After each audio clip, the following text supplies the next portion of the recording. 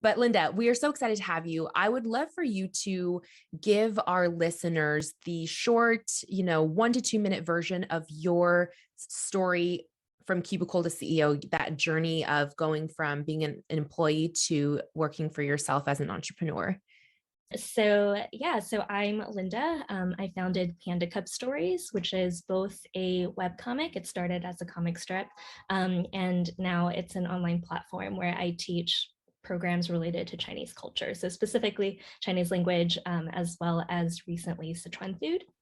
And so it's called Panda Cup Stories, partly because I was born in Chengdu, which I believe Ellen was as well. We learned that. And that is the home of the giant pandas.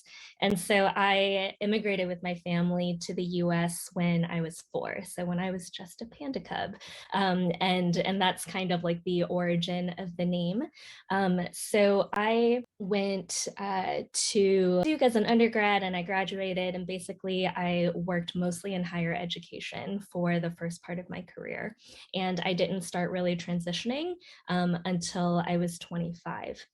And so I went back to grad school. I was very interested in children's literature and art, which is where I painted these paintings.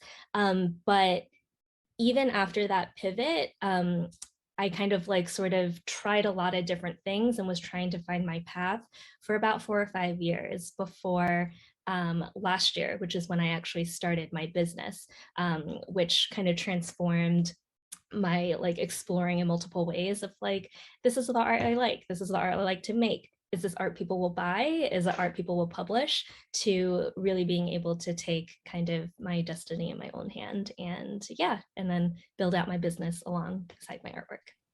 Wow. So I'm assuming, because I mean, at least most artists that I know, it's a mix of, innate talent and of course practice over years. So I'm assuming that even though you started to make that transition to becoming an entrepreneur when you were 25, that art has probably had a large impact on your life for many, many years before that.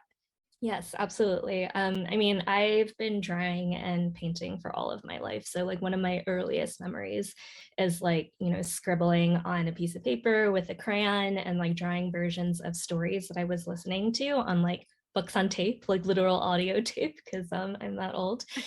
Yeah, and I was actually an art major in college, which was very unusual because I went to Duke University. And if anyone knows, like that's not an art school. And especially when I was there, like, they hadn't even built their arts building yet. Like it was a very tiny arts program.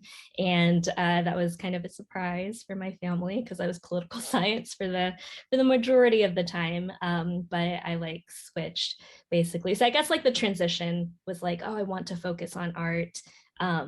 Early on, but I could just never really see a way to do it while also being responsible to my family. And, I don't know if you got any of this growing up, but my parents are quite traditional in a lot of ways. And that means that they want security for me, right? And usually security means financial security, which means a time proven path, which being an artist is not.